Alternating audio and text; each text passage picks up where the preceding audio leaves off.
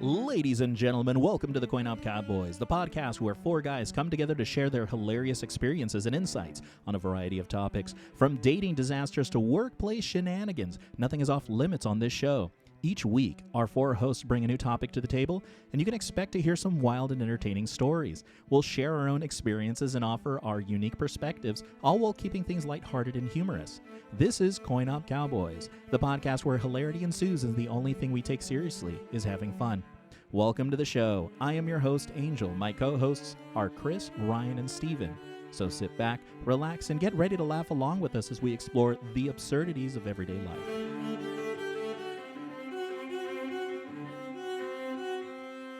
All right, welcome everyone to another episode with your favorite group of guys. We are the Coin Op Cowboys coming to you live from the City of Sin, Las Vegas. We have a wonderful show planned for you today. Let's start with a little round table of introduction. I'll introduce each of you in turn, and you only have a nice howdy do and two things. A show everyone recommends, but you haven't gotten around to seeing yet, and your favorite soda flavor, your favorite soda. So I'm looking for a show that everyone's been telling you, hey, you gotta watch, but it's just sitting on the back burner, and it's been sitting back there the longest, and your favorite soda pop. So I'm going to start up the randomizing software to calculate the exact random person for this segment. It's going to be perfect. Okay, perfectly random, the perfect person. And our first person to share, hold on, doing its thing, cookies. Right, Steven, what do you got, sir? What up, Cowboy fans? It's your boy. Okay, cut that. No, Gotta keep it staying. Darn tootin'. We need a nickname for our fans. You know, like Taylor Swift's fans are called Swifties. I had a nickname, and you all fucking poo-pooed it. What was it? Like bumfuckers or what? No. They could still be the bumfuckers. What up, bumfuckers? It's your boy, Steezy, coming live from Las Vegas. Definitely a show that everybody says to watch, and I just haven't gotten into it yet, is White Lotus. Keep falling asleep during the first episode, get around to it. Favorite soda?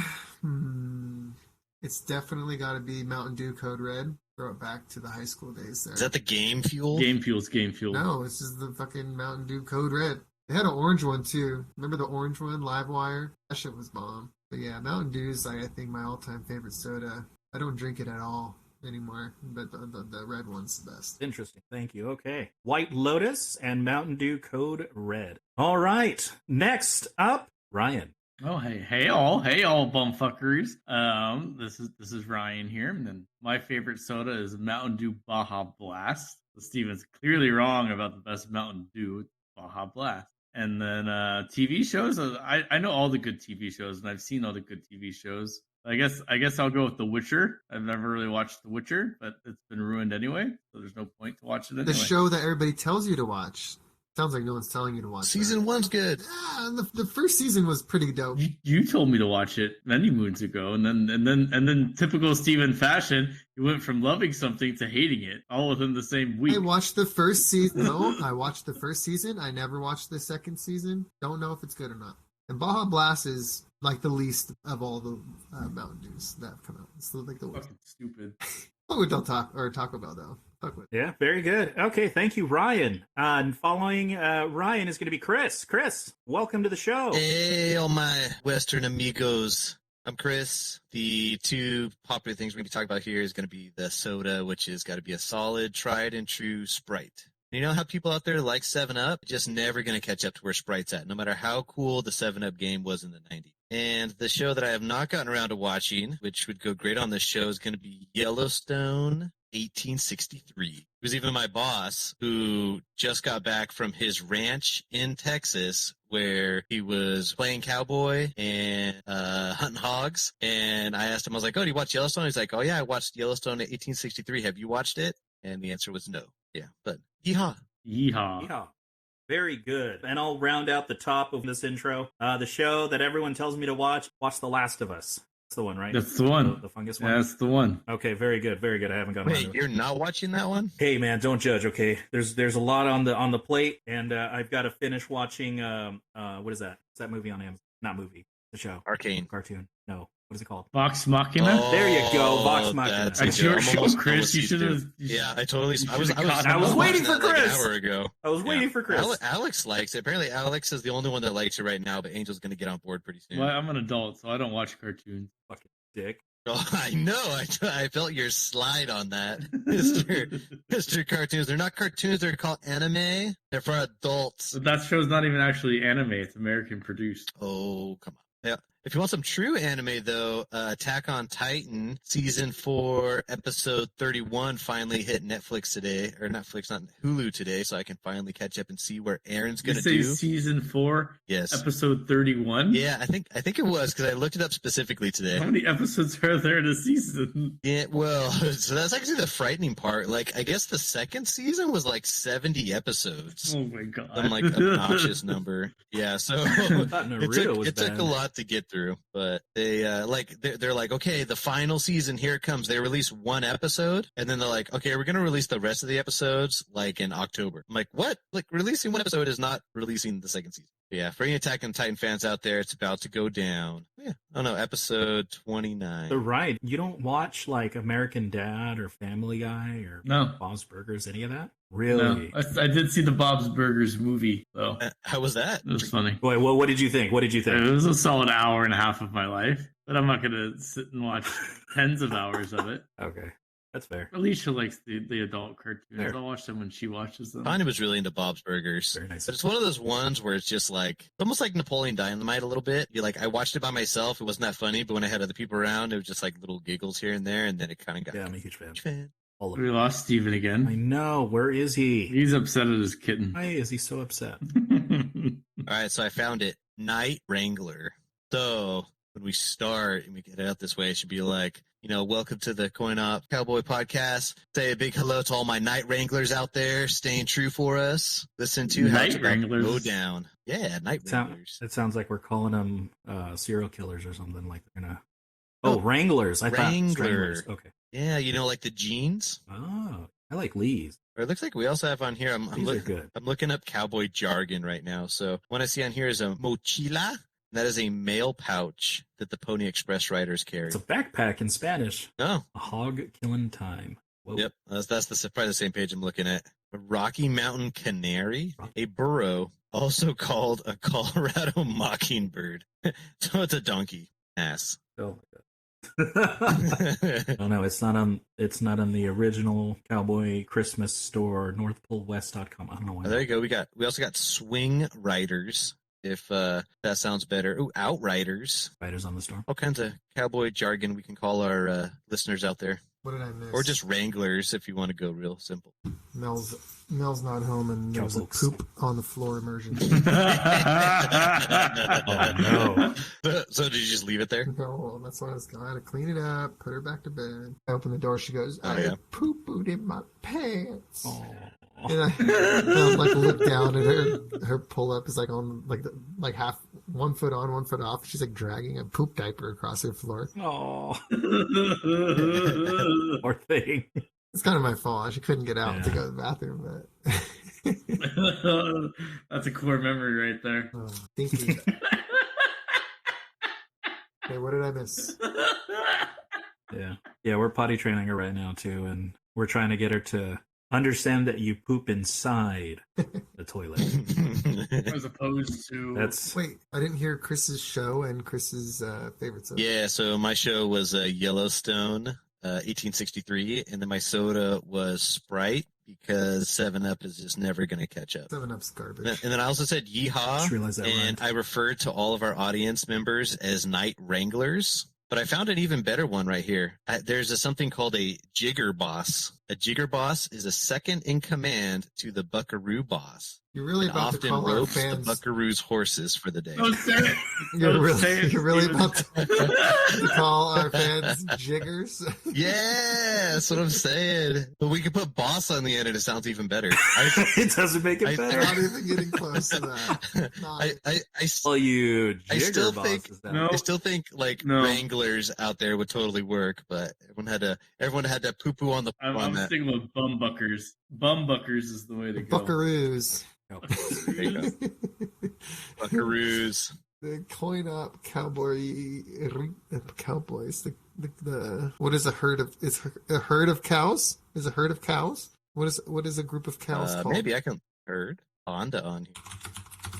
A herd. Call them the herd. Yeah. The nerd herd. That's why we call them a herd of cows. The nerd herd. What's up, nerd herd? There you go. Bumbuckers. What up, you bumfuckers? Gotcha. So I was trying to call them cool cowboys and cowgirls, but Steven's like, I get this great idea. Let's call them heifers. Do that. Let's call them cows. The heifers? What's that, heifers? Yeah. There you go. Heifer, young female cow raised to replace the older cows. All right, let's jump into topics, shall we? Yeah. Okay. Randomizer randomized. That's done. We go down to the batting order. Mr. Pooh, your turn. You're up for topic. Let's see what you brought us. This topic is well developed. Let me get I had a therapist hat around here. So yes. Therapist hat? What is What it? the fuck is a therapist? My it's probably a real expensive psychiatrist hat. hat. Like that. Anyway, Whole bit. we'll, Put on the goddamn hat, Steven. I don't know where it is. You need to get in character. He's gonna be gone for another 20 minutes. Oh God. Freaking pillow. Doing the pillow. You're grabbing. Is What is he doing is to the that where he pillow? keeps his hats? Oh, it's happening. Something's happening. What the fuck? Look, Listeners I out don't know there. what the fuck you're trying to accomplish with this. Steven walked into the cot. What are you doing? It's like a psychic. It's a work in progress. Would you like to get your future read? Just call it. Is that your do-rag? Hey, what's up, jiggers? Now it's going into a do-rag, yeah. Oh god. It was great how you had it the first time when you like tied it. So the therapist you goes to has this type of hat. Is that what you're I was telling going me? for a term. Damn, I dude. didn't really see if I can get it. Can't get it really. Okay. Oh, psychologist Steve here to please. I don't even want to do my topic anymore. I hate it. Why? It's actually a really good one. I have this whole spiel pouring knowledge onto our listeners. Let's go. Yeah. Get Our into it. listeners about to get You so little wet. turban-wearing cowpoke. All right. So I was at a birthday party the other day. Yeah. Oh, man, I really don't want to do this topic. Well, then don't do it, dude. Do Your a backup different topic. My backup topic. Project Blue. There you go. Project Bluebeam. Yeah. Go for Project Bluebeam, bro. I mean, you could just try I know, farting into I your... know all about Project Bluebeam. I can chat about that. The like newest conspiracy. That's Oh, it's not new, bro. I read about Project Bluebeam like 15 years ago. That's old shit. supposed to be like a artificial alien invasion that will unite. That's part of like the end game plan. Right. Is It's all about the New World Order. New World Order, globalization, and yeah, now they've been talking lately about how we've been getting little alien probes that they've been shooting down. These like alien probes. Where the mothership's coming. When you talk about a new world order, what are you talking Yeah. about? Globalization, as in like who's going to You be the know, head? like the ultimate like leader of the new worlds and the world uniting as one. Not like in a like a fancy like nice way, like the world uniting as one so they can control us all. Yeah, because the whole idea is the only way the world could ever like find peace within itself is if we had a greater threat that came from outside of our planet. So instead of it actually happening, the people that want to have power over the entire world are going to project an alien invasion into the skies so everyone believes we're being attacked. That's Project Bluebeam. It's projections in the sky that look real. It was like Independence Day. Yeah. That's cool. So is that like what everyone in Middle America is saying, like a spaceship, UFOs and stuff? Well, it could be either or. Either you believe there's actually aliens out there, or you believe it's the government trying to make us believe that it's aliens. Say that is the government. All right, so I was at a birthday party the other day, and as I looked around the room, I haven't really gone down that rabbit hole yet. But anyways, I'll go to my original topic. Okay, I'm ready to talk about it. So I was at a kid's birthday party the other day. What's up with that?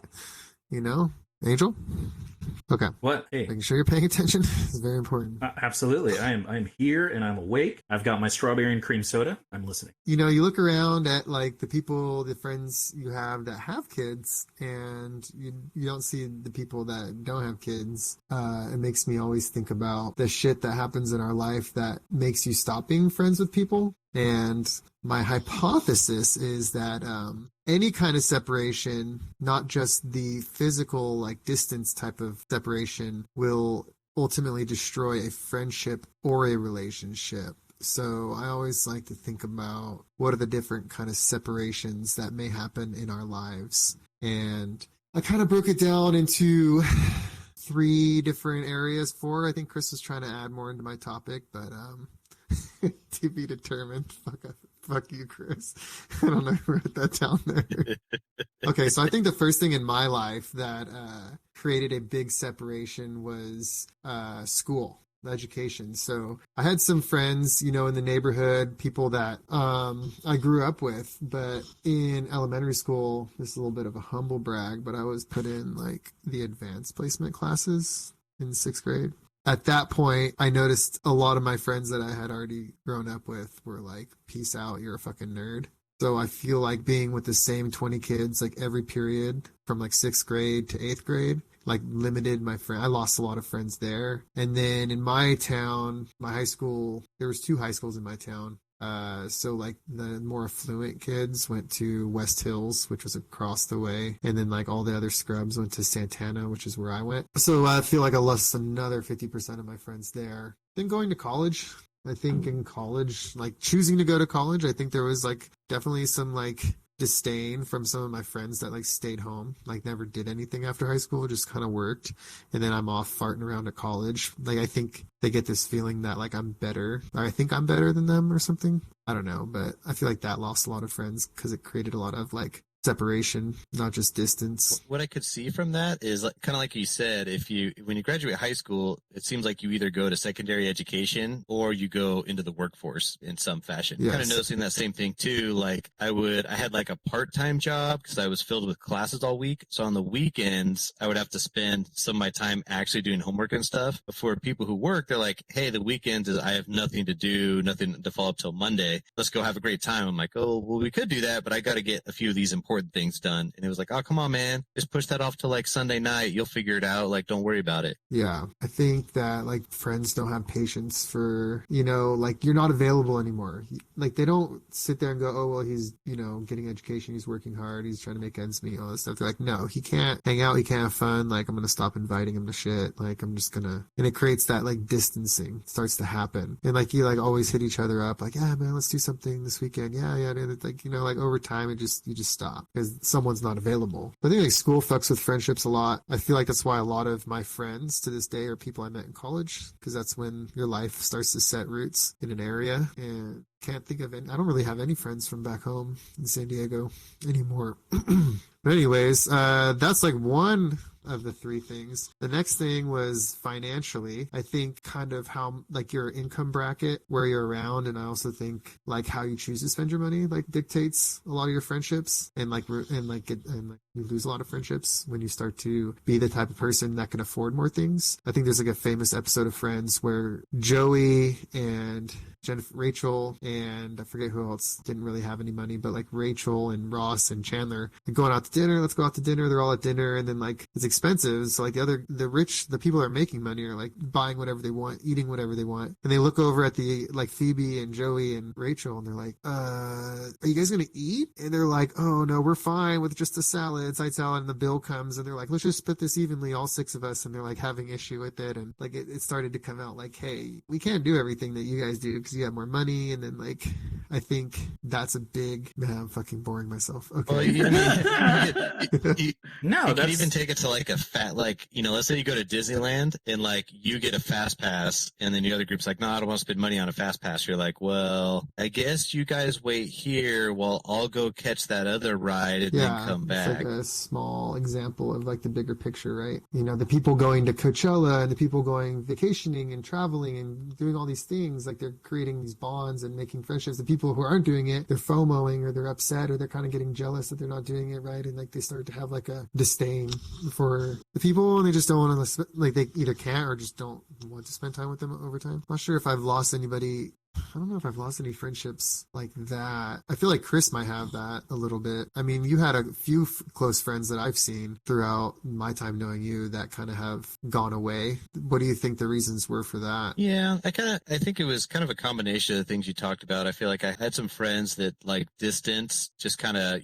just slowly stopped talking to each other as much. I had the educational difference, like when, there was only 2 high schools in Yucca Valley, and I went to the smaller private school. And So my senior graduating class was 33 students. Oh, no shit. And only four of us left Yucca Valley to like go to college or something. So I think some of the other ones were like, hey, I think I'm going to start a family. I'm going to start kind of the work business. So, and just a few of us went off for go do some more college stuff. So I saw that kind of go by. And then I did have, and I've seen that interaction of the money issue being there, you know, instead of wanted, you know, instead of wanting to do something small, I'm like, hey, let's do something a little bit bigger. And then I can see, you know, those other groups of like, well, hey man, I can't spend all this money to keep up with you. And I can see that could, you know, can cause some friction too. So I feel like I've personally seen like when you used to do like Vegas things and like when you would fork out money kind of just generously towards things. I feel like people would get like upset about that sometimes. I don't know if you remember all that. Yeah, that one kind of went in reverse. So it was kind of the same reason. Like I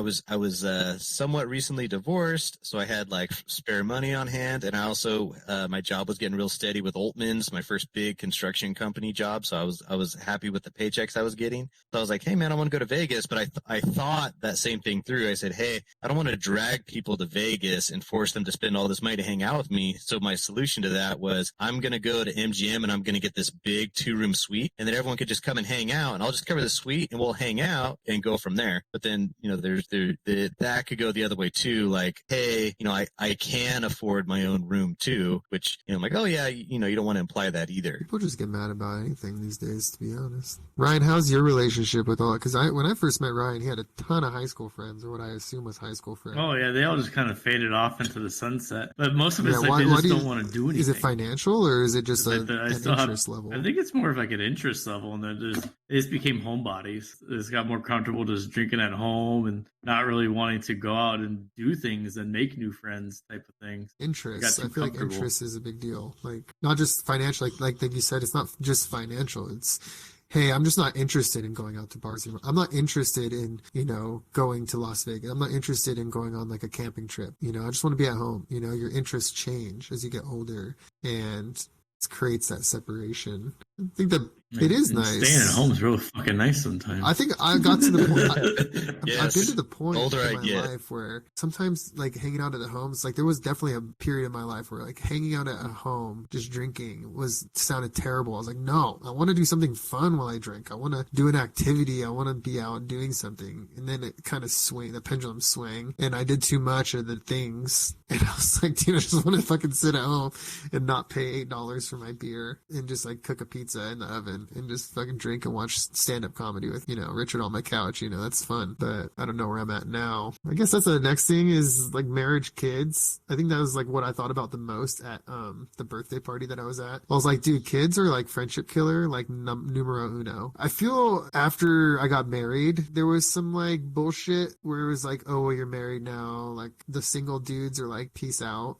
Like they don't hit you up no more. Like they know you're tied down. They know you're married. They know you're not going to go out and have a good time. So you just don't see them anymore. But kids, man, getting a kid is just like the instant deal breaker for a lot of friendships, because you become super, super tied down. And the only people that kind of understand you are people who have kids. And then like there are some friends that stick around and are supportive of you and your family. But I feel like that's rare. Like for every Ryan out there that's actually going to like say hi to Maddie and like, you know, be a good influence in her life, there's like, I don't know, a handful of people that are just like not about it at all. They peace out. I don't know if that's happened to you, Chris, or Angel. No, Ryan doesn't have kids yet. I got no babies. Yeah. Only kids. It was interesting to see Alex and Natasha. I feel like, you know, it was like a light bulb kind of went off in their head. I think there's an understanding you have towards other parents once you have a kid. You go, oh, okay. I get it. I definitely thought that once we had Maddie, and I was like to Chris and Tanya, and I'm like, shit, I see it now. I see it. I get you guys.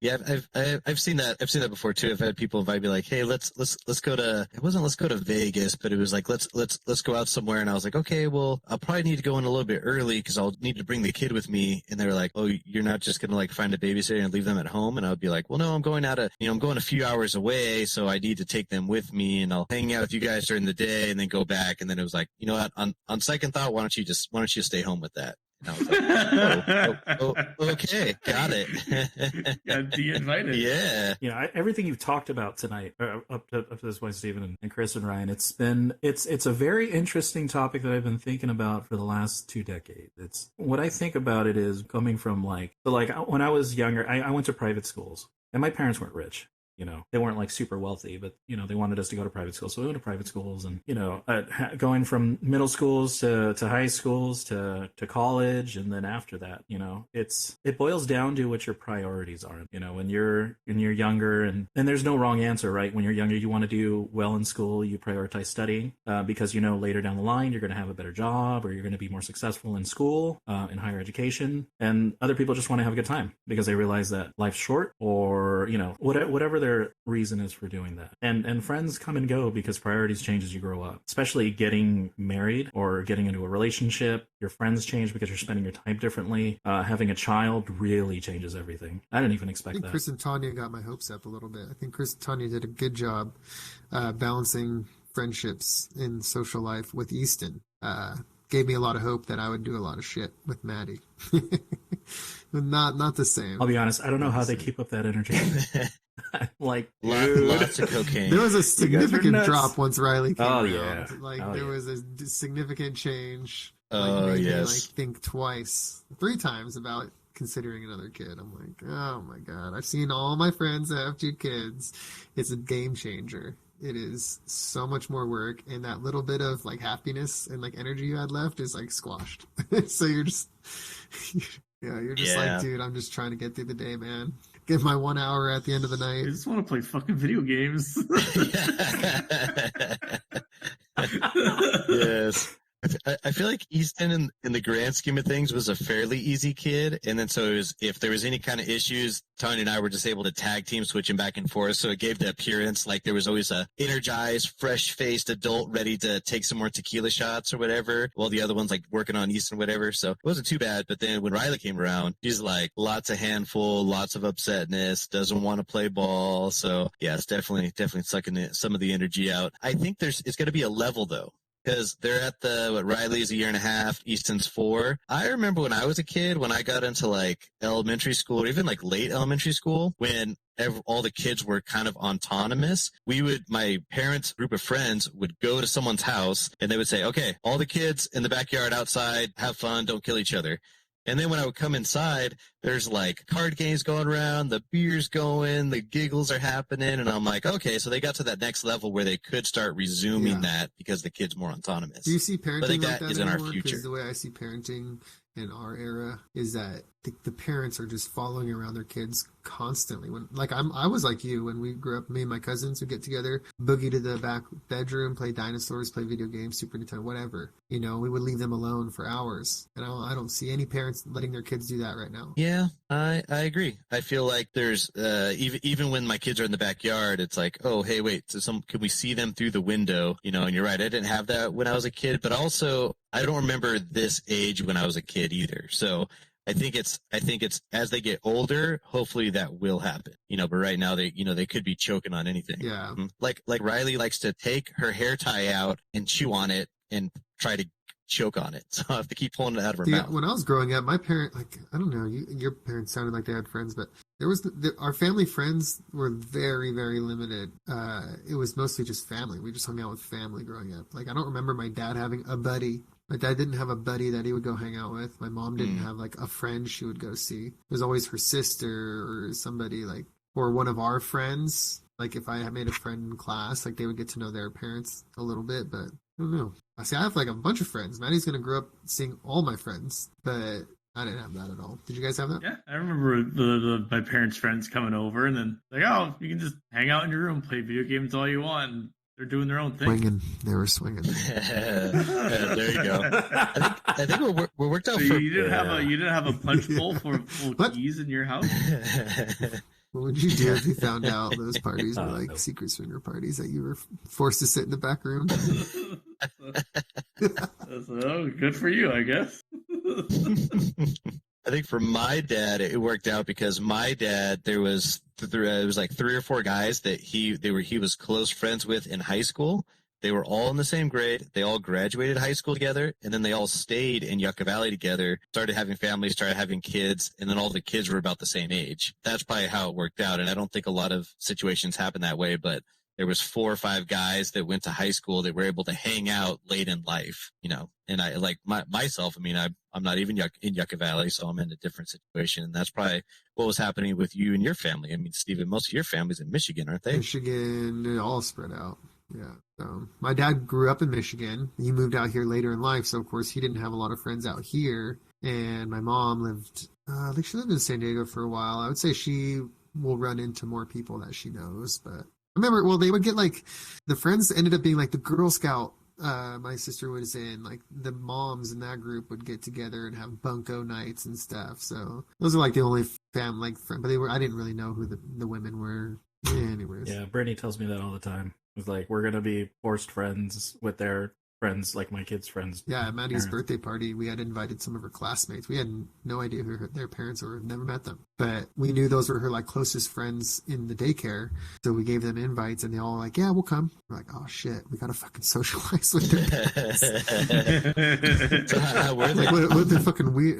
One of them was super quiet and she just kind of hung out with her kid, was fine. The other one, like the one that was pregnant, I don't know if you guys remember, she was cool. She talked to like everybody. And then Ezra's dad, who was just kind of this cool, like middle-aged dude wearing like punk clothes, like sweatshirt. And just, I was like, all right, what's up, man? He was really, really kind.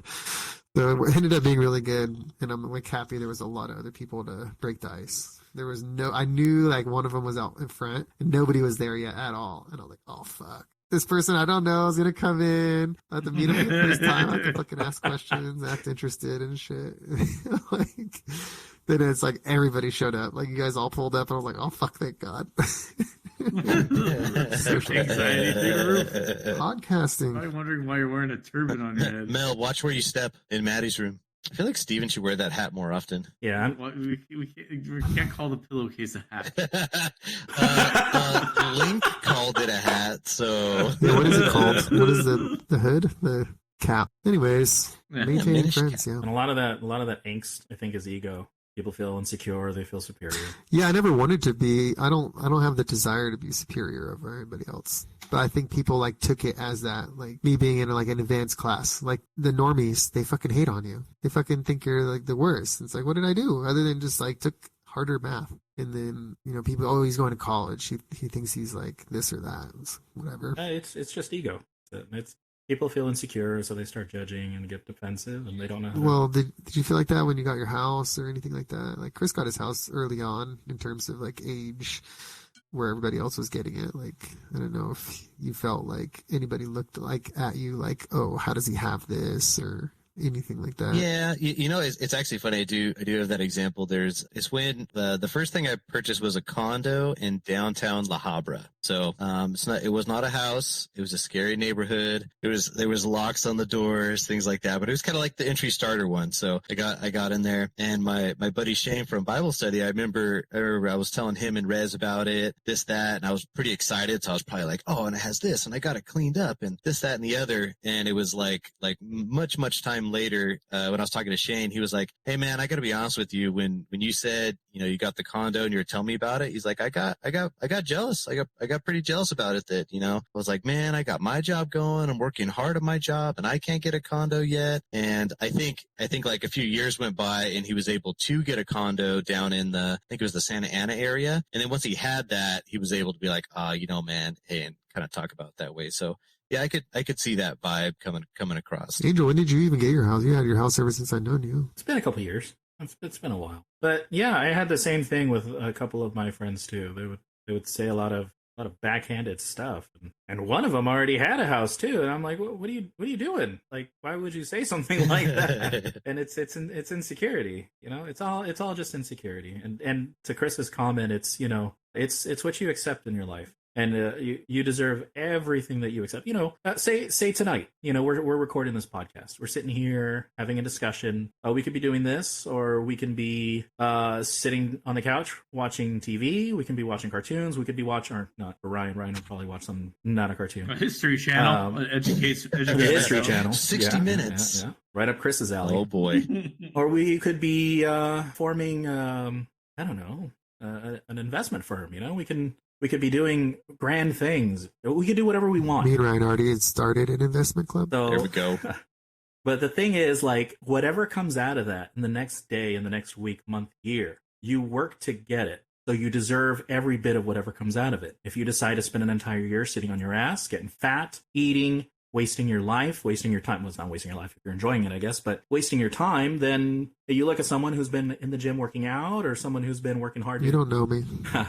Working at their job, staying late. They have no room to say otherwise, because they accepted that sitting on the couch every single night for a year was acceptable. So they deserve what they get. Just as someone who works really hard at their job and works to keep their family together and stuff like that, they deserve a happy family and a good job. Yeah, I definitely got a lot of backhanded compliments from Mel's side of the family, I would say, for the house and our wedding. Like, the wedding was nice. We spent some good amount of money on it, and it was like everybody like went, saw like, oh wow, there's like flowers, there's all this stuff. A lot of our families from like poor East LA. Yeah, they're from like poor East LA. They do all their weddings, like more humbly, like, at the church, and then go to the hall, and then you have like a little reception, so coming to ours, I felt like some of them felt like it was like a kind of showy, like a show. And I'm not used to that, because every wedding that I've been to with all of our friends is like, just like how kind of I did my wedding.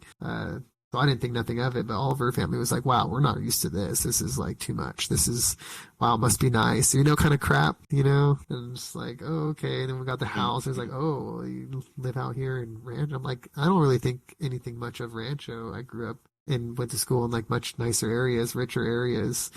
Buying a house in Rancho is just like, oh, that's like a starter home kind of. That's what I'm thinking and saying to people. And it's like, they're looking at me like, you're a fucking dick. Like, I would love to have a house out here or something like that. Like, you're just kind of, I don't know. I feel like you're just damned if you do, damned if you don't sometimes.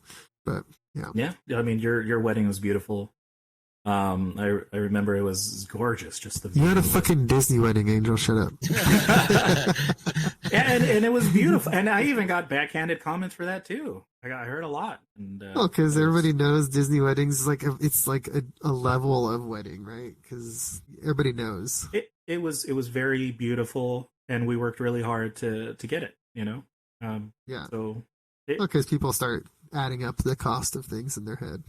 They're like, oh, I know how much this costs because I fucking watched that Disney documentary on Disney Plus of all the weddings that they do there and how much this shit costs. And everybody wrote me a card, and one of the biggest comments on the card was like, do you know what you could have done with $40,000? Like listing all and Richard listed all the things that I could have done with that money. And he said, have fun being married, love you.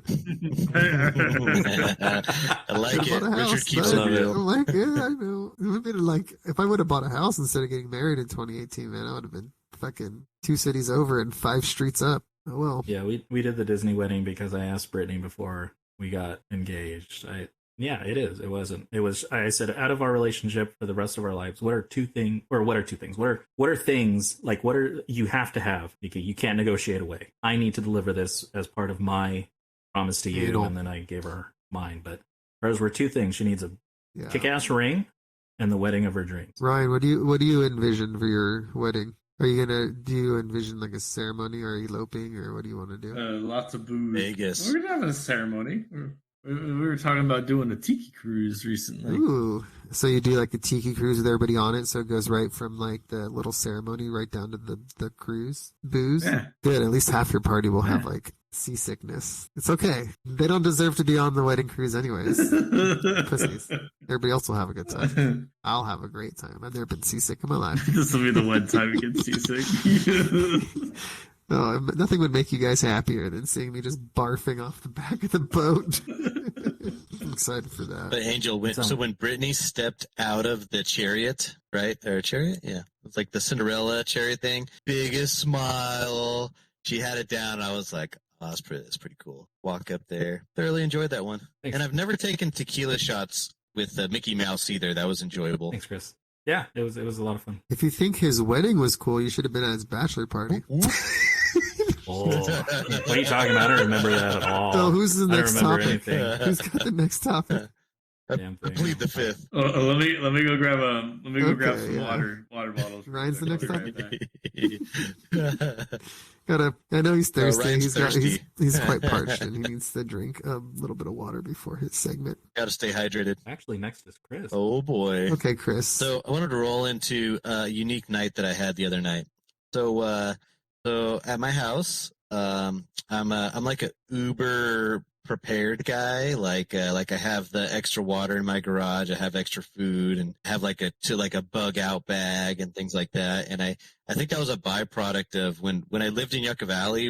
I remember the 1994 Landers earthquake. It was like a 7.4, and it like knocked out power, water, and gas to our house. So I think I was like somewhat traumatized from that. Of like, oh, I gotta have it ready, because I remember when we turned the faucet on, the water didn't come out, and so I have all this stuff ready. And one of the ready things is I put up like a super low key security system. In the aspect of, it's basically just sensors on like my 3 doors into my house. So if it's and I put a timer on it, so it's like after midnight it turns on, and then it turns off at like 5 a.m. So, but if any of those doors open during that time period, an alarm will go off. But it's not going to go to like a central monitoring station. It's just going to start beeping in the house. It was like the middle of the night, and I get a message on my phone, and I look at it, and it says garage door open, and not like my main garage door, but like my man door on the side. There's someone in the house. I like go over there and I get like my pistol out, and it was like the first time I actually had to put one in the chamber. Nice. And I'm like walking down the stairs. I'm like, okay, don't turn the lights on because I can't let him see me. So I get into my kitchen, put like my back up against the wall, like under the window, and I'm listening, and I like hear noise and stuff outside. So I'm looking, it's like, okay, garage door, got it. I'm gonna have to do something. I stand up. What do you think is the next thing that happened? You stepped on a Lego. I stepped on a stupid Lego. I wanted to say that. It was, I already kind of knew his topic. Jeez. So.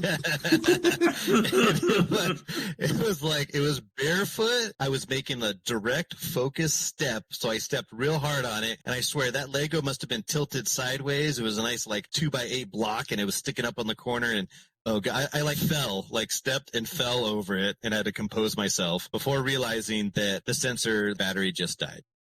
There was no one in my house. Oh my God! Did you It was, discharge? No. Didn't discharge. Nope. Oh, Angel, okay, write thank that down. Top 3 pain that you can experience around your house on an everyday basis. Stepping on a Lego, like, gotta be up there. Stubbing your pinky toe. Ugh. Yes, that was the worst. So because of that, I started thinking about this Lego and why it's in my house, and I started kind of like, it gave me, after the pain went away, I kind of got like a little bit of a nostalgia feel from it. So I just kind of wanted to talk about some Legos. So pitch it out to you guys. Did you guys have Legos when you were Get younger? your fucking ass, I did. Yeah. Okay. What were some of the sets you had? I had the NASA space shuttle one. I had this semi truck one that came with 2 semi trucks. We had just a bunch of Legos, and we always build houses with them, but I don't know the specific sets. I had a lunar landing one. That's nice. What about you, Ryan? No, I never got into them. I think I played with them at school a little bit, but I did not have Legos at home. Well, I know what I'm getting you for your birthday.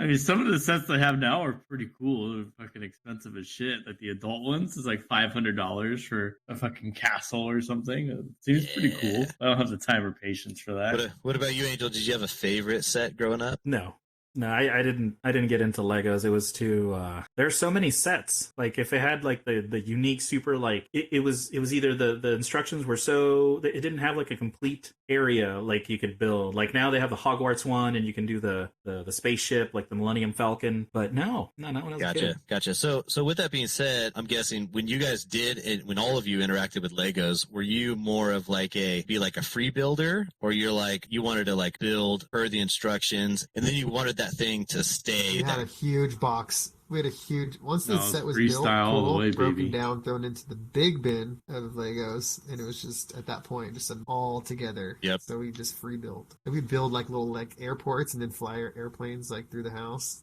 then land them back and play town. Play like a city. Nice. The city vibe. I was watching on Netflix, they have this show called The Toys That Made Us. They do an episode on Legos. And so some of the fun tidbits I got out of that show was, so first off, Legos were originated in Danish, Dutchland.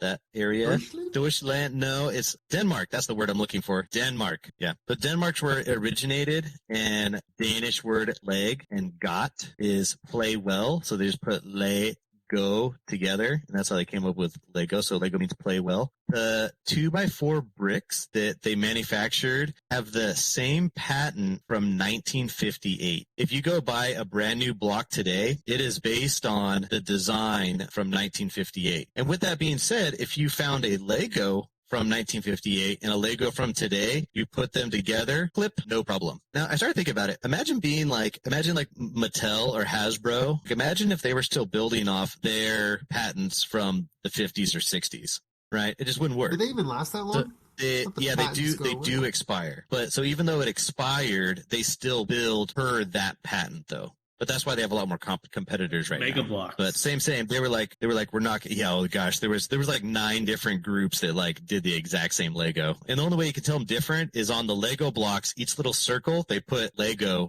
emblem on it. And so people who don't do that, that's a non. On average, every person on Earth owns 86 Lego bricks. All 11 billion of us own 86 Lego I have bricks. 0 right now. Mine are all at my in-laws, being tortured by the kids. Toy Story. It's crazy. I have exactly 86 in my drawer. There you go. It's a good number. Don't get any more. In 2012, 45 billion Lego bricks were produced at a rate of 5.2 million an hour in 2012. 5 million plastic an hour. It's not very responsible. Yeah, that's right. The Lego Group is one of the world's largest tire manufacturers. Creating tires for their Lego sets. Yeah. You guys follow me? Oh, come on. Yeah. They're producing more tires than normal automobile tires. Yeah, because they're smaller. Yeah, true. Laid end to end, those 45 billion bricks that they made in 2012, it would go around the world 18 times. And then some of the adult bricks that Ryan were talking about was the Lego architecture set as like some key sets, but it's like the Lincoln Memorial, the Louvre, the Trevor Fountain, the Golden Gate Bridge. Like there's some real gnarly Lego sets out there. Consider Connects. No. They had like, so they have Lego Technic, which is like that version that you put like a motor in. So they had like that one on there. The Legos that you have, so Steven, you're saying the Legos you have are at your in-laws' house. So just know that those Legos, when Maddie grows up, or even when Maddie gives it to her kids, they're still going to interconnect with the same Legos you had. Even the Legos when I was a kid, I got mine handed me down from a family friend that was like 15 years older than us. So my first set was all of his leftover random pieces. Do you think Legos will be the longest living toy ever? Yes. They're the biggest toy company in the world. Well, like I think in 300 years, Legos will still be a thing. I don't know if any toy will last as long. Yeah. Oh, because it's Dolls, the same. teddy bears. But not the same teddy bear. You can't find a teddy bear from the 1950s that's still made the same today. Yeah. It's the same thing. It's the patent changing, the product changing, the demand changing. You know, what kids want nowadays are different. The Lego found out a way to do it the same way. Netflix, it's a good documentary on there. Have any of you guys been to Legoland? Been to the Disney. No. I feel like I don't belong there because I don't have kids. Yeah, it's like when I think of Disneyland, like Disneyland can cater to every age group. But I feel like Legoland, it's like the sweet spot. Your kids like 3, 4, 5-ish till they're like 6th grade. Like I think by the time they get to junior high, they might be like too cool for there. But I took Easton there and it was like super discounted compared to what Disneyland has. But when I was there, they have a mini land. So, and I think that's Lego's big thing is they're just going to build things that everyone's familiar with. But when I went there, they had mapped out Las Vegas Boulevard and built it to scale. What? Yeah. That's awesome. The MGM, the like underground bars, the cars driving around. They did Las Vegas, they did New York, the New York skyline, they did Los Angeles. And then when I was there, they were like 80% complete with SoFi Stadium. And I guess SoFi Stadium is supposed to be like one of their biggest like model things ever. Like if I was inside the stadium standing on the field, I think the field was like 10, 15 feet long. So you can kind of use that as like a term of scale. So we could all stand in there and like put our hands up and look up into the stands. Yeah. Incredible. So it's getting there. So you took Easton, I imagine that he likes to play with Legos. Loves it. Do you participate? Do you play with them together, or is it just, okay, I'm going to watch you play and I'm going to do my own kind of Lego, the extra hard version? How's that dynamic? Yeah, so it's actually, I feel like when we first started playing with Legos, I feel like he was having a hard time putting them together. You can connect them, but you really got to like push down and make sure they're like really firmly in place. I feel like when we first started doing it, I kind of had to like hover on that. But now when we do it, he's like, all right, Dad, we're going to build a junkyard. All right, that sounds great. He's like, I'm going to work over here. You work over there. And then we just kind of go to town. And it works out because I start nerding out and I'm like, all right, I'm going to build it like this and like this. So I get to enjoy doing my thing while he's enjoying doing his thing. When we're at Legoland, we stayed in the hotel, which is pretty cool, which again, it's like super catered for kids. So like when you get into your room, there was a treasure chest in the door and it was locked and it was a combo. And there's a piece of paper there and it says, if you want to open this chest, you need to do the scavenger hunt through the hotel. So the first one was like, how many pirate flags were there in the lobby? So then we're like, let's go do it. So we're running down the hallway. We get down there and we're like counting. We're like, okay, there's 7 or whatever. So we're like, okay, the first number was 7. The next one was like, how many frog statues were painted red in the courtyard? And you'd have to go and check that out. And then when you get it all together, you open it up and there's a mini Lego kit in there for you. Like the one that we got, pull it out, it was a parrot about like, yay big, like it fit in the palm of your hands, but you could like flap its wings and everything. It took all of like, 10 minutes to put together. But Easton thought it was so cool. And then we wake up the next morning and it's relocked with the same question on there. We're like, okay, well, we remember this was the comp, so we open it and there's a different set in there. So every time they clean your room, they put a new set in there. I was really hoping when you said you woke up in the morning that someone snuck in while you were sleeping and just put Legos in your room. Yes. There's like a false bottom. They put it down. And like for like Angel and Steven, do you ever have that situation where your kid is just not running out of steam, but you really want them to go to bed? Yeah, it was tonight. Okay. So do you have any strategies for trying to make that happen? Going to the park after work, trying to take her, like the daylight that we have now. Yeah, it doesn't do shit. She'll run around the park for an hour. I haven't found the trick. You find one, let me know. It's Legos, man. Maybe. Angel's probably got the trick. Oh, man. I feel kind of guilty admitting it, but yeah. He goes to bed at 7:30 every night. What? And I just Is it chloroform? Yeah. Just like, does this smell like chloroform to you, sweetie? No, it's not chloroform as much as I want it. No. Yeah, I literally just give her tablet. And I say, okay, it's bedtime. Here's your tablet and whatever else she wants. She'll stay in there and like sometimes she'll sing and sometimes she'll like play YouTube real loud. But in like 20 minutes, she'll just knock out. And I never thought to do that in a million years. But yeah, So at the Lego Hotel, we like ate dinner and now we're like walking back towards our room and I see these signs on the wall and it says like parents this way. I'm like, what? And I'm like following these arrows and it points to these 2 doors. I open the doors and then there's a big sign that says bedtime dance party. So as soon as I open these doors, it's like straight up Vegas rave. There's lights going on. There's all these kids on the floor and it's like, the floor is lava. The floor. The kids are going buck wild. And there's like chairs for like the parents to sit in the back. And then there's this DJ at the front that is just giving it all he has. He just like, all right, everybody stand up. He's going for it. So, but this dance party exists from like 6:30 to like 8:30. And the entire goal is you bring your kid in there and just have them run some laps during the rave and then they go back to the room and pass out. And I also remember right next to that dance party, there was like on the wall, it says like push me. And when you push it, it makes a fart noise. I love that exists. Oh. So there's lines of kids waiting to push the fart noise button. They would just like do the trick. Yeah. So yeah, I loved it. There's also some adults that wanted to get over there on it too. So speaking of like awesome gizmos and whatnot, have you guys seen the Lego movie? First one. I saw both the Lego movies. How was it? Was it awesome? You asked if it was awesome. I'm going to tell you, Chris, everything in it was awesome. I like it. I like it. Over. Everything is awesome. Yeah, Easton loves that movie. So if I just like give him the idea, like, Easton, why don't we put the Lego movie on? He's like, yes, right now on repeat. I want to watch it 3 times in a row. I'm like, all right, cool. And then I'm like singing like everything is awesome to myself. But it just seemed like such a well-made movie. And so folks out there who have not seen it yet, you need to go see it. For sure, the first one. I have a different idea on the second one, but the first one was fantastic. But what made the first Lego movie so cool and so popular? It was different. Because everyone expected it to be stupid. Yes. Rock bottom expectations. Mm-hmm. I think it was Batman. Yep, Batman brought it together. What about Will Ferrell? Will Arnett? What did he do? He was Lord Business. He's the dad. And he was the dad, right? Dude.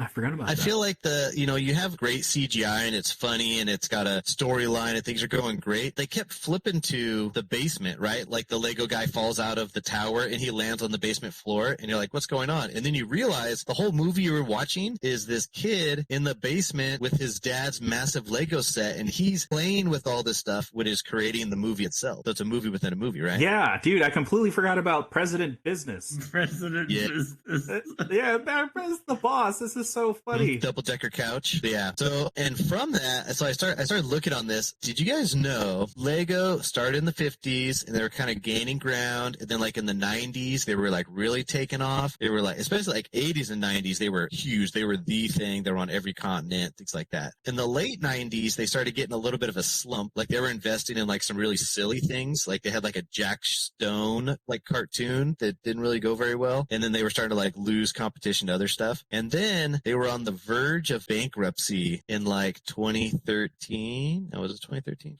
They were going downhill, and then they started doing the Star Wars Legos. The Star Wars Legos like kind of brought them back to life. You remember the Star Wars Legos, like episode 1? So the Star Wars Legos are doing really good, but the problem was all their profits were going to George Lucas. And then Harry Potter came out, and so they started doing Star Wars and Harry Potter, and things were good. But I guess in like 2013, there was no movie from either one of those franchises, and they lost $220 million. They had to sell one of the Legoland parks, and they were about to go bankrupt. And then they came out with like this brilliant idea, which was like the Bionicle series. And the Bionicle series kept them afloat. And then they were like, you know what? Like Star Wars, Hogwarts, Harry Potter, all these things like that. We're paying all this money out. Why don't we just create our own story? And so that's when they created like Ninjago. They created Bionicle. They created all these like interior sets that started becoming cartoons. And then that was the exact same time that they did the movie, which highlighted all of their sets. Like talk about the movie. Was it a movie or was it like a marketing campaign? Big commercial. Yeah. So it was kind of kudos to them. And they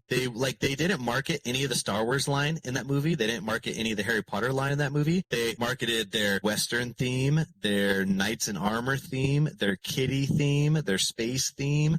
They did all that. And they knew that the parents who played with Legos when they were a kid brought their kids. Heard that. So they were like marketing to the kids and the parents. And then like the massive nostalgia and everything. That's kind of what I was laughing at there is they had like Lord of the Rings in there. And they also had like, do you remember the shack? They had like Legos during the 90s. It was just like he sits in a thing and he launches a ball. That was like in the movie too. So they got to showcase some of their older stuff. Now they're primed to take over the world. So Yeah. the investment club committee that you guys got going on, you should invest a lot in Lego. It's too big. Lego is some of my fondest childhood memories. That's all I have to say about it. Did you push the fart button, Steven?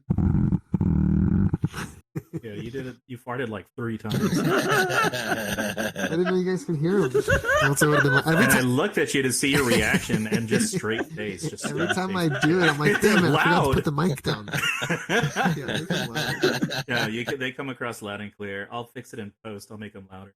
You know, that's one thing I appreciate Lego for is their brand recognition. Their the patent did expire in 2011, and still there's very strong competitive advantage because of their recognition, and the movies helped, and it's such a great company. Even their customer service. You know, if you've heard of these stories where kids will write in to I lost my piece in the park or at the grocery store, they'll actually send back like a replacement piece and a letter from like the Ninjago, like the sensei or whatever his name is. I'm not very familiar with the story, but they'll write back. So I think that's that unique immersive experience that people really really enjoy. They really like their kids. I was able to take my Legos, give him Easton. Like that. He can still keep playing with them. That's probably the only thing from my childhood I think I could give him that he would reasonably play with. They just kept saying the system. Legos like, we want everything to blend with itself. We don't want it to be like this part. One thing I'm not happy about with Legos is they're fucking expensive. They're not as approachable as you think they should be. Like a set of Legos is like $29.99. Target $30 for like a really basic set. I've bought a lot of Legos. Yeah, Presents. very basic sets for $30. Like you want to get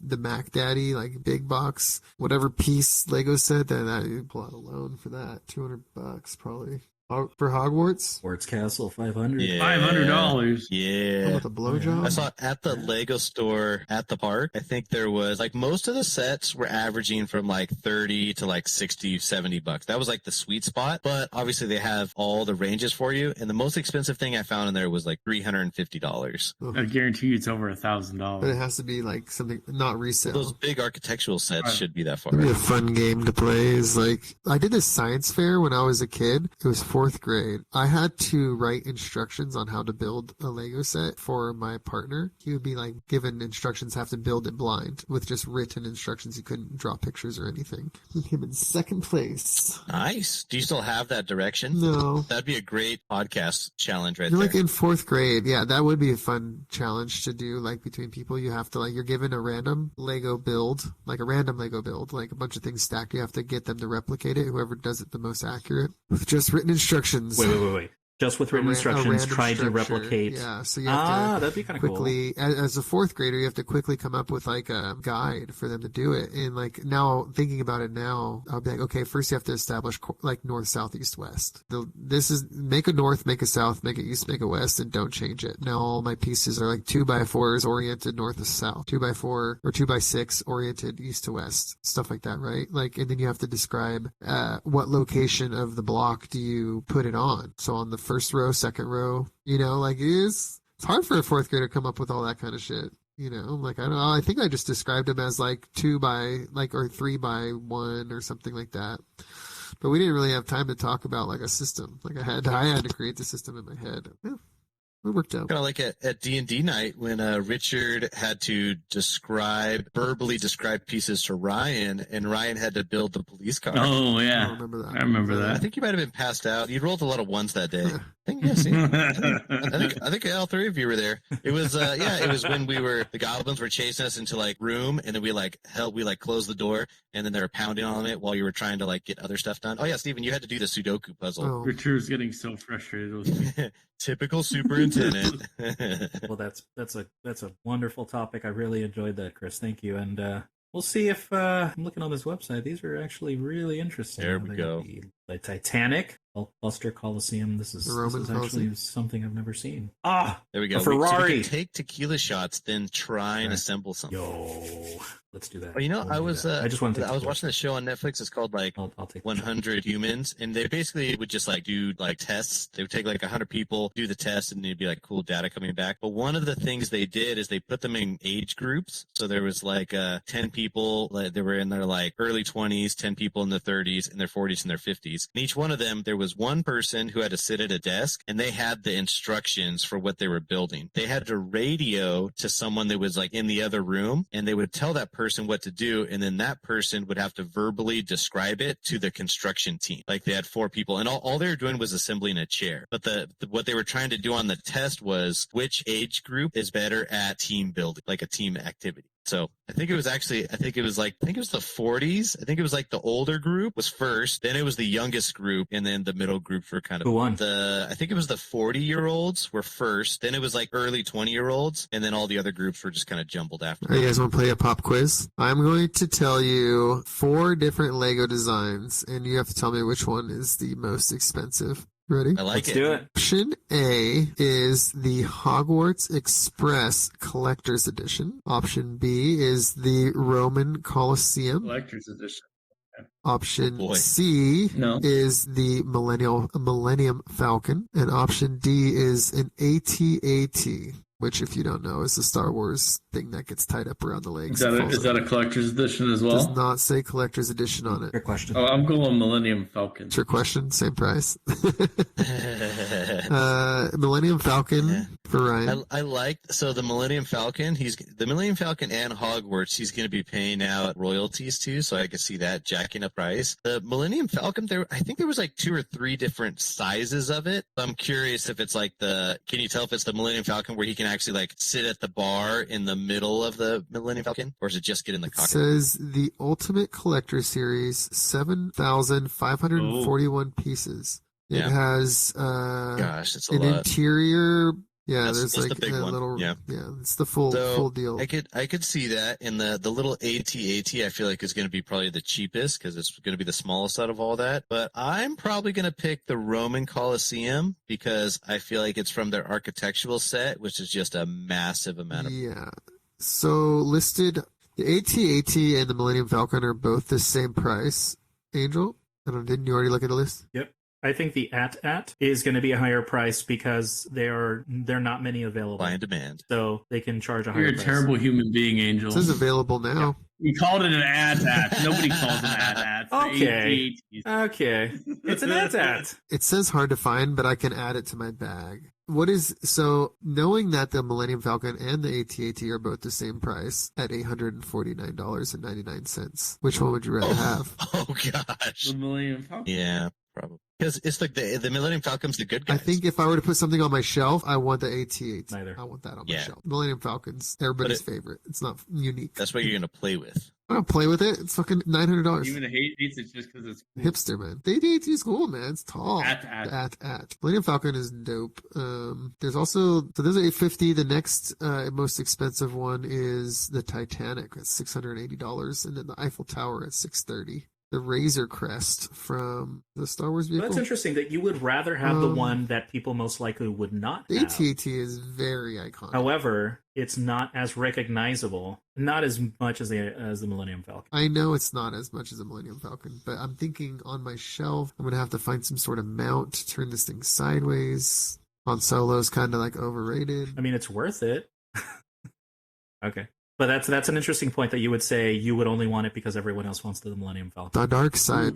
Amazon.com has a $3,300 Lego set. It's a TIE fighter. It's probably super. What? I like stuff like the TIE fighters. I like the dark side, man. Fuck Luke. When you think of Star Wars, you think of Darth Vader, don't you? This one's 200. Yeah, The first dark side. image that comes My in. most favorite Star Wars movie is actually the third one, The Rise of the Sith, because I totally love watching Anakin being this chosen one, and then he just falls and becomes a very, very terrible person and murders The everybody. youngling. Yeah, gosh, that episode, man. Nothing will ever beat the pod racing. That's the worst. That's the probably my worst least scene. favorite movie. Ooh, you can get the Millennium Falcon So for boring. $747. Deal, Steven. Add to cart. Buy There's now. the $1,150, the Porsche 911 Technic.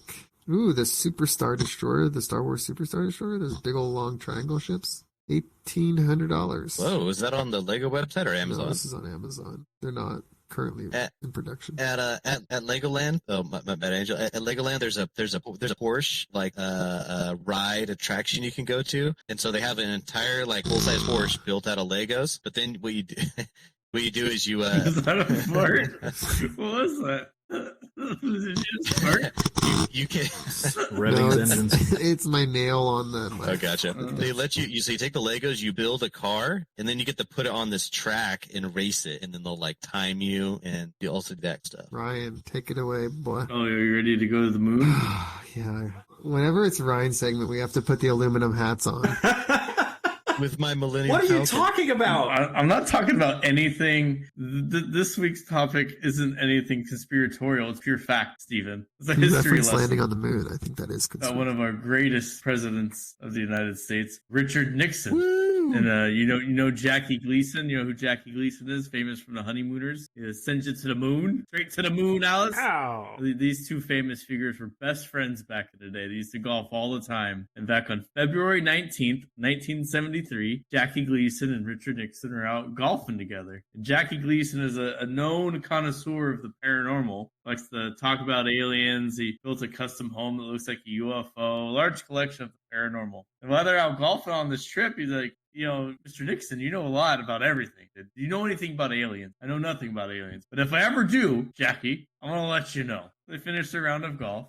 Mr. Gleason goes home. And then around midnight, and there's a knock on his door, and it's Richard Nixon at 12 o'clock without his Secret Service. He says, Jackie, I got something to show you. So Richard Nixon takes Jackie Gleason down to, where is it in my notes here? It's very accurate, Stephen. I have notes of actual places. And Chris is in my It's notes. like hearsay. So Richard Nixon takes him to the Homestead Air Force Base, 35 miles outside of Miami, and doesn't return home for 24 hours. 24 hours later, his wife starts to worry about where his husband's gone, and he finally comes back to the door, pale-faced, and he slumps into his wife, and he goes, Beverly, Richard Nixon took me somewhere. And this is what he tells her. Stephen, are you listening? Are you listening, Stephen?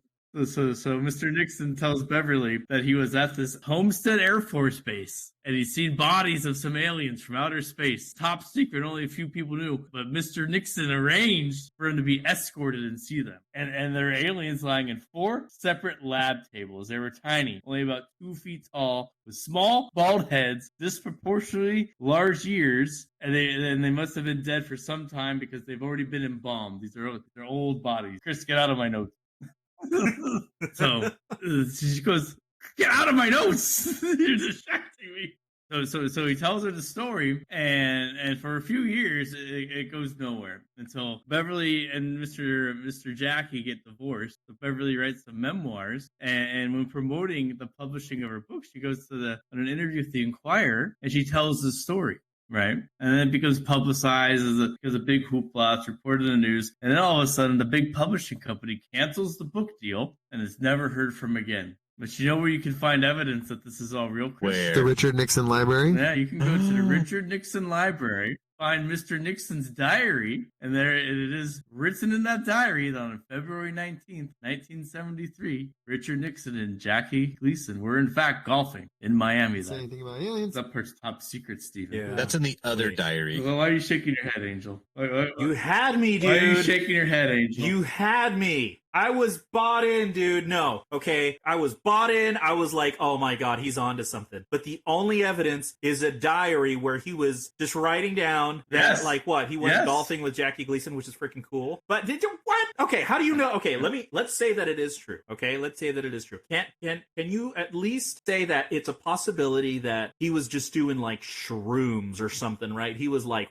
wasted. Showing up in the middle of the night to Jackie Gleason, recalling his conversation on the golf course, goes to his house, is like, dude, you got to see something. But first, drink this tea, drink up. And then they both like party all night. And then like they do some crazy stuff. And they're like, let's just call it aliens. Okay, cool. Let's just call it aliens. And they go back home like, I just saw the craziest thing. I would agree with that, Angel. If Mr. Gleason wasn't such a known fan of the paranormal, he would not discredit himself. Man seeking the truth isn't going to lie and discredit what he believes. That's airtight. Airtight. That's right. I got nothing. So you're telling me it's a strange occurrence that Richard Nixon was golfing in Florida, right? No, it gives proof to Jackie Gleason's ex-wife's account of what her husband told her. She gotcha. So I don't know why we're keeping aliens in Florida. Like, I think their Area 51 is obviously loaded with aliens. I'm on board with that. But in this instance, I don't know. And I'm curious on why Richard Nixon, like, was he just like, he's like, oh, dude, I have this gossip and I need to share it with somebody. So like, hey, man, let's go check out these things. Why would it take 24 hours to look at some bodies? He promised his friend. He promised. A 35-mile drive. Cars were slower back in the 70s, so it took a little bit longer, All right. Well, but what is this picture? Because you share a picture in the doc. That's just showing the friendship, but that's not a golf course. They're just having a good time. The ball went in the water, so he sent the Secret Service to dive in after and get the ball back. That's Secret Service? Oh my God, that's hilarious. So they're like, Jackie's like, yeah, you're a good friend. They're great buds. They would never lie to each other. Wait a minute. This took place in the 70s, right? That's when Richard Nixon was president. Also when Nixon took us off the gold standard. That guy. And he opened relationships with China. So was Jackie Gleason, when did he come out and say all this? Where did he write this down? How do people know? Jackie Gleason never said anything. This is an account by his ex-wife. Hold on. So wouldn't someone who, sorry to cut you off, Stephen, wouldn't someone who like is known, using your words, is known to be a person who really likes the paranormal, who likes aliens and all this stuff, wouldn't he want to say something? He would want to say something. It was probably eating up inside, but the government would kill him if he said anything. That's why his wife's book was canceled after she came out and said this. Who knows what other information was in her book The interview was just a teaser. So, how many people do you think would have known about those embalmed aliens, and how many people were held to secrecy? Hundreds. It's like that's like how I got with like the 9/11 conspiracies, was like they made a lot of good points in the videos, but at some point you would have been like, somebody would have spilled the beans, right? Somebody would have came out and said, look, I was a part of it. This is what happened. Nobody ever did, right? Not to my knowledge. Mm-hmm. Too many people involved. The aliens coming, like, too many people involved. But there are some weird stories. With aliens, people come out all the time. All the time, Like, people come out and say, I saw immediately, this. I know. Like if Jesus came back from the dead or came back down to earth, whatever is supposed to happen, nobody would believe the person, right? Like, I am Jesus Christ reborn. And he's like, no, you're not. Get the fuck away from me. There's some funny stories Ryan, that come of out. course- Sorry, you can go, Steven. Oh, I was gonna say, there's been some funny stories coming out with like the astronauts as they get older. Like they say a lot of stuff. Oh, Yeah, Buzz they is say the a lot of best. things that are. They're like, oh, he's just got dementia. You're like, but does he? So Ryan, I think you're gonna need to have another podcast topic about this one. But on Netflix, I was watching this like UFO conspiracy one. So it talked about like the earliest UFO sighting was in like the 50s, like the early 50s. So the government created this organization called Project Blue Book. So and Oh, yeah. the idea was if the Air Force comes across anything weird or unexplained, they have to submit their information to Project Blue Book first. And if the Air Force can't figure out what it was, they can't be like, oh, it was the enemy MiG, then Blue Book gets to give the official answer on what it is. So basically it's like a low key, like, let's not freak out the public. But what I'm focusing on in this conversation is the first sighting, which Project Blue Book claimed that there was like aliens in the early 50s. Ryan's saying that Nixon is saying that there's embalmed aliens in the 70s that appeared old, which corresponds with the alien sightings in the 50s. That would make sense that whatever happened then, they embalmed them. Like he could have just said, oh, brand new ones, and that wouldn't mean anything. The fact that they're old 20 years later, that's coincidence. I can disprove. See, Chris is putting the puzzle pieces together I here. can disprove all of this nonsense with a simple bit of logic. I'm going to shut this shit down. If there was another species somewhere out there in the universe that had the technology to get to Earth, first of all, there's two things that you need to think about. Why are they coming to Earth? They would be smart enough to know the habitable zone of each star. They would know coming to Earth, they would encounter life form. Would they be coming just because they're curious, just to see what we're up to? Or are they coming to Earth to take minerals and, whatever resources they need? Because if it was like minerals and resources whatever they need, there's tons of other planets that are chock full of it, asteroids, everything. There would be absolutely no need to come to Earth. So if they were smart enough and had the technology to come to Earth, they would also know that their bodies could not handle whatever was on Earth, bacteria otherwise. They wouldn't send in live beings, whatever they are, aliens, to the planet. They would send drones that could easily take video footage and upload it to their mothership. There wouldn't be no aliens ever coming to Earth. Maybe they started sending drones after we kept. I don't think they would even take the risk. If they were smart enough and had the Yeah, technology to maybe get to that. Earth, they would know that by coming to Earth that they would be contaminated with whatever bacteria and everything's on it. We sent people to the moon. That's not the same thing. First time we tried to go to the That's moon. not the same thing. We knew that there's no life It's up not there. the same thing. You don't know that. You've been to the dark side of the moon? We haven't been to the dark side of the moon. Yes, We haven't. All I'm saying is, like, I was thinking about that today. It's Schrodinger's Was- moon. If they, like, because they talk about, oh, well, there's just like a mothership's going to come and like harvest our planet and all this shit. I'm like, what are they going to harvest on Earth that they couldn't get from like a million asteroids flying around the universe? Gold. They have the technology to go intergalactic, like to go from galaxy to galaxy, but they need to come to Earth to harvest bullshit? No. If it's just a pure curiosity thing, I think they would observe via drones, which, I mean, is probably what we might be shooting out of the sky right now, which is just curiosity, like seeing where we are technology-wise, or maybe our advancements in fusion technology, and they're, keeping an eye on us. But Steven, if they're sending drones, how could they abduct you to probe you and inseminate you? Right. They don't want to do that. What's their point? What's the point in doing To that? create Logic. a mixed species. Steven, let me ask you this. So what do we have on Earth that no other planet has? And I'm pointing to something living that's Nothing. not I human. think that in the infinite, Plant trees.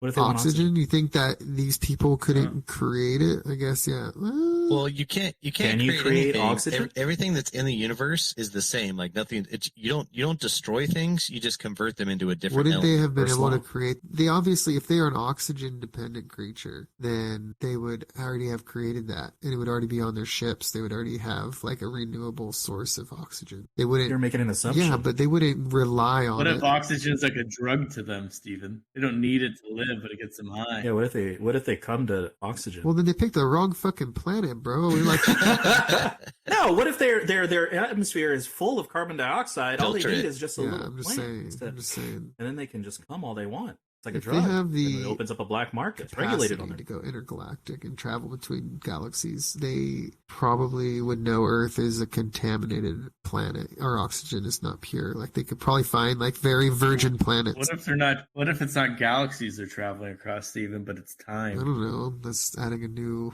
element to one. Like, no, I don't know. I guess if they were traveling fast enough to get from university, they are going faster than the speed of light. So they are traveling in So time.